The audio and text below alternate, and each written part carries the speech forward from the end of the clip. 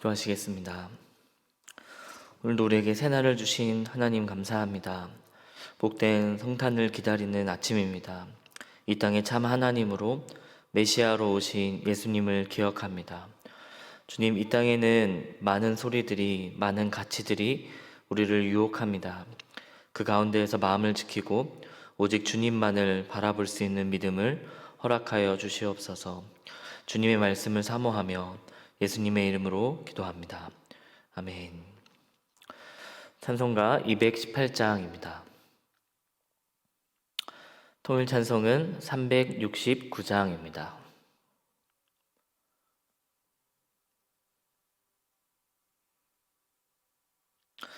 찬송가 218장 내 맘과 정성을 다하여서 우리 함께 찬송하겠습니다.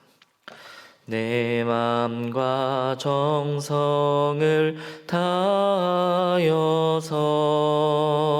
주 너의 하나님을 사랑하라. 내 몸을 아끼고 사랑하듯 형제와 이웃을 사랑하라. 주께서 우리에게 명하시니 그 명령 따라서 살아가리. 널 미워 해치는 원수라도 언제나 너그럽게 사랑하라. 널 핍박하는 자 위에서도 신실한 마음으로 복을 빌라. 주께서 우리에게 명하시니 그 명령 따라서 살아가리. 나 항상 주님을 멀리하고 형제를 사랑하지 못하였다. 이러한 죄인을 사랑하사 주께서 몸 버려 죽으셨다. 속죄의 큰 사랑 받은 이 몸 내 생명 다 바쳐 충성하리. 아멘.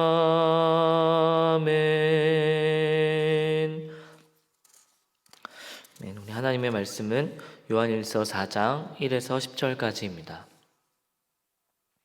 요한일서 4장 1에서 10절까지입니다. 다 함께 합독하도록 하겠습니다. 시작.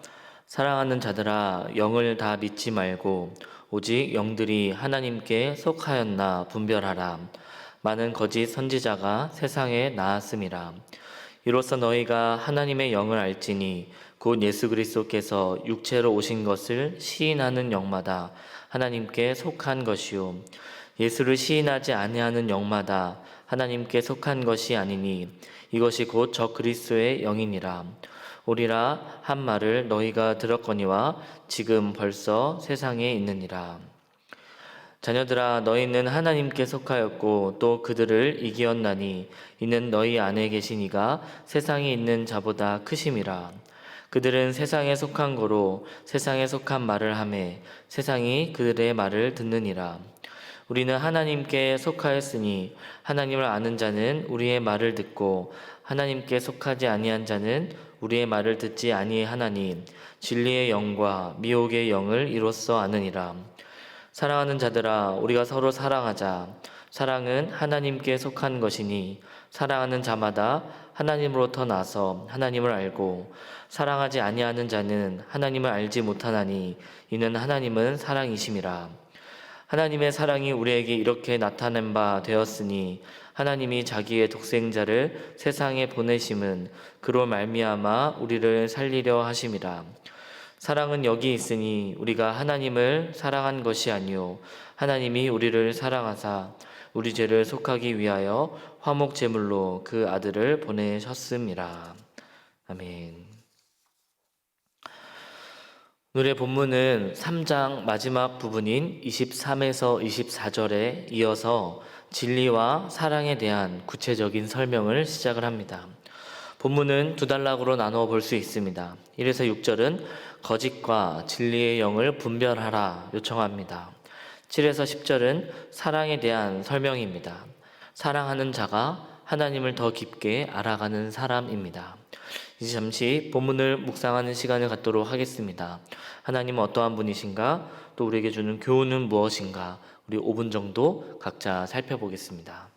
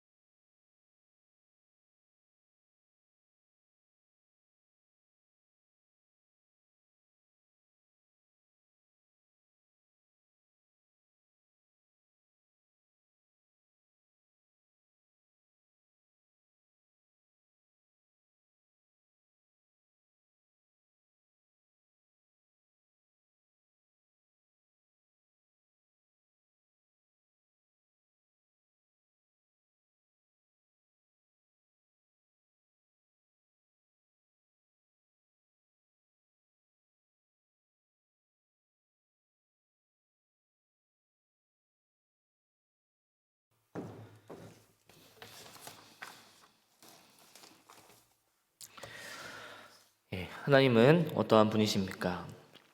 예수는 육체로 오신 그리스도입니다. 오늘 본문을 분별하라라는 초청으로 시작합니다. 거짓 선지자가 있음을 이야기하고 그들의 이야기에 결코 속아서는 안 된다고 강조합니다. 거짓 선지자는 진리를 왜곡하는 사람입니다. 하나님의 말씀을 전한다고 해서 다 같은 선지자가 아닙니다. 이단자, 우상을 숭배하는 자의 이야기를 조심하는 것이 아닌 선지자의 말을 조심해야 합니다. 그들의 이야기가 거짓일 수 있기 때문입니다. 저자는 구약 예레미야를 염두하고 오늘 본문의 이야기를 하고 있는 것 같습니다. 예레미야 27장 15절의 말씀입니다. 이는 여호와의 말씀이니라. 내가 그들을 보내지 아니하였거늘 그들이 내 이름으로 거짓을 예언하니 내가 너희를 몰아내리니 너희와 너희에게 예언하는 선지자들이 멸망하리라. 거짓 선지자들의 잘못된 외침이 안타까운 결과를 가져옵니다. 그것은 곧 이스라엘의 멸망입니다. 잘못된 이야기를 분별하지 못하는 결과가 참담하다는 것을 저자는 강조합니다. 분별해야 합니다. 그 분별의 기준이 무엇인지를 제시합니다. 2절에서 3절의 말씀을 우리 함께 읽어보기를 원합니다. 2절에서 3절입니다. 시작. 이로써 너희가 하나님의 영을 알지니 곧 예수 그리스도께서 육체로 오신 것을 시인하는 영마다 하나님께 속한 것이요 예수를 시인하지 아니하는 영마다 하나님께 속한 것이 아니니 이것이 곧 적그리스도의 영이니라. 오리라 한 말을 너희가 들었거니와 지금 벌써 세상에 있느니라. 2절에 보면 곧 예수 그리스도께서 육체로 오신 것을 시인하는 영이라는 표현이 나옵니다. 예수 그리스도를 붙여서 읽는 것보다 본문의 의미를 더 잘 이해하려면 예수와 그리스도를 나누어서 읽을 필요가 있습니다. 요한일서에는 예수가 그리스도임을 부인하는 자들을 경계해야 한다는 권면이 반복적으로 등장하기 때문입니다. 2장 22절의 말씀입니다. 거짓말하는 자가 누구냐? 예수께서 그리스도이심을 부인하는 자가 아니냐? 아버지와 아들을 부인하는 그가 적 그리스도니. 거짓말하는 자는 예수께서 그리스도이심을 부인하는 사람들입니다. 적 그리스도라는 말을 합니다. 5장 1절 말씀도 있습니다. 예수께서 그리스도이심을 믿는 자마다 하나님께로부터 난 자니 또한 낳으신 이를 사랑하는 자마다 그에게서 난 자를 사랑하느니라. 예수가 그리스도임을 믿는 자가 하나님께 속한 자입니다. 이러한 내용을 염두하고 읽을 때 오늘 본문도 예수와 그리스도를 분리해서 읽을 수 있습니다. 직역하면 이렇게 됩니다. 곧 예수, 육체로 오신 그리스도를 시인하는 영입니다. 분별의 기준은 예수님의 정체성에 있습니다. 예수님을 누구로 생각하는가에 달려 있습니다. 단순히 예수님을 훌륭했던 선지자나 한 인물로 보는 것이 아니라 고대하던 메시아가 바로 예수님이라는 사실을 인정하는 사람이 하나님께 속한 사람입니다. 그것을 입으로 시인하는 것뿐만 아니라 삶으로 살아내는 사람들이 하나님께 속한 사람들인 줄로 믿습니다. 예수님이 그리스도이심을 믿으십니까? 예수가 그리스도라는 사실을 믿을 때 우리는 흔들리지 않고 승리하는 삶을 살아갈 수 있습니다. 4절 말씀입니다. 자녀들아 너희는 하나님께 속하였고 또 그들을 이기었나니 이는 너희 안에 계신 이가 세상에 있는 자보다 크심이라. 여기서 보면 세상을 이겼다라고 선언합니다. 무슨 자신감으로 그렇게 선언할 수 있는 것일까요? 그리스도이신 예수가 세상을 이겼기 때문입니다. 거짓된 이야기가 난무하던 당시의 상황을 고려해 볼 때 교회는 충분히 흔들릴 수 있었던 공동체입니다. 작은 공동체였고 사회적으로도 힘이 없던 공동체였기 때문입니다. 하지만 요한은 당당하게 권면합니다. 너희가 더 크다라고 말입니다. 세상을 이기신 그리스도의 승리가 교회의 승리이기 때문입니다. 사랑하는 성도 여러분, 동일한 싸움이 오늘날 우리들에게도 주어진다 믿습니다. 진리를 왜곡하게 하는 세력들의 이야기가 난무하는 시대 아닙니까? 진리이신 예수님 안에 거하는 여러분 되시기를 축복합니다. 그분만이 참 메시아, 참 하나님이라 고백하는 우리 모두가 되기를 소원합니다. 그래서 그분께서 이루신 승리를 동일하게 취하며 주어진 삶에서 승리의 삶을 살아가는 우리 모두가 되기를 예수님의 이름으로 축복합니다. 그렇다면 오늘 말씀이 우리에게 주는 교훈은 무엇입니까? 사랑의 자리로 나아갑시다입니다. 본문의 두 번째 단락은 사랑에 관한 권면입니다. 우리 7절 말씀을 함께 읽어보겠습니다. 사랑하는 자들아, 우리가 서로 사랑하자. 사랑은 하나님께 속한 것이니 사랑하는 자마다 하나님으로부터 나서 하나님을 알고. 여기서 사랑하는 자들아 라는 표현은 이미 진리에 속한 사람들, 하나님의 자녀된 사람들을 지칭하는 말입니다. 예수를 그리스도라 고백하는 교회 공동체 말입니다. 교회를 향해 권면합니다. 사랑하자. 이러한 권면이 가능한 이유는 사랑이 하나님께 속한 것이기 때문이며 사랑하는 사람이 곧 하나님께로부터 난 사람, 하나님을 바로 아는 사람이기 때문입니다. 사실 하나님을 아는 자는 사랑하는 자다라는 공식이 성립한다면 사랑하라 라고 권면할 필요가 없어 보이기도 합니다. 여기서 사랑하자는 미완료 시제입니다. 다시 말해서 지속적으로 사랑을 이루어 가야 함을 이야기하는 내용입니다. 계속해서 교회는 사랑의 실천이 이루어져야 함을 강조하는 말씀입니다.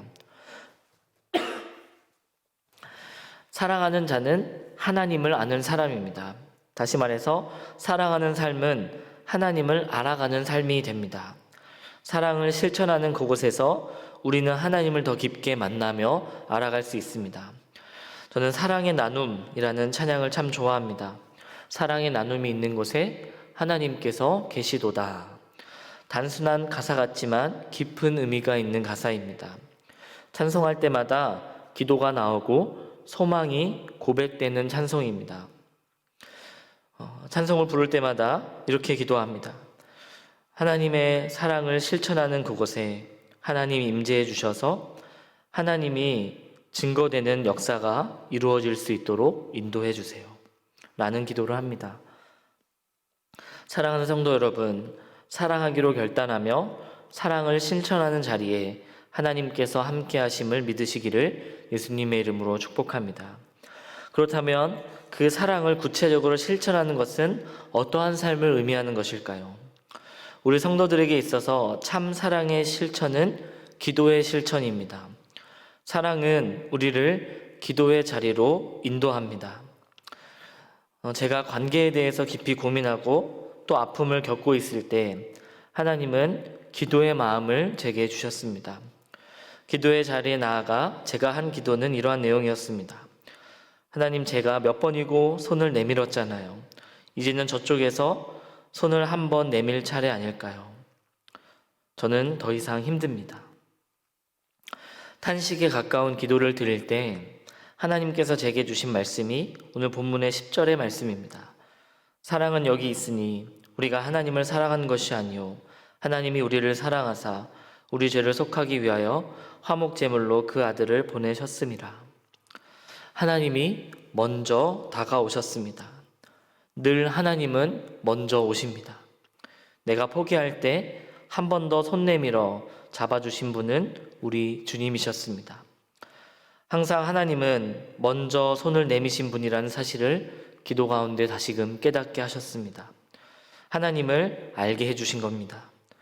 기도의 자리가 사랑의 자리임을 깨닫게 된 순간입니다. 다시금 사랑할 힘이 주어지는 자리, 사랑을 채워주시는 자리가 기도의 자리입니다. 오늘은 24일 크리스마스 이브입니다.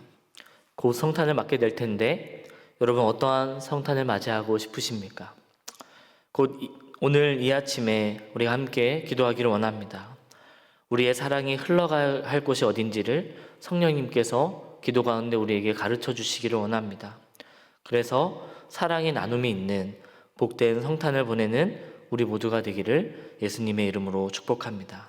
우리 함께 기도하시겠습니다.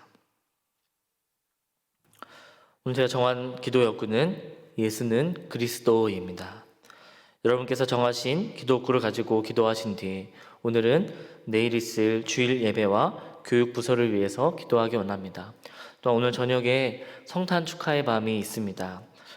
온 성도들이 함께 모여서 주님의 성탄을 기뻐하고 또 주님의 교제를 나누는 귀한 시간이 되도록 함께 기도하기를 원합니다. 아울러서 코로나의 확산이 멈춰지고 우리 일상이 회복이 되도록 함께 기도하기를 원합니다. 함께 기도하시겠습니다.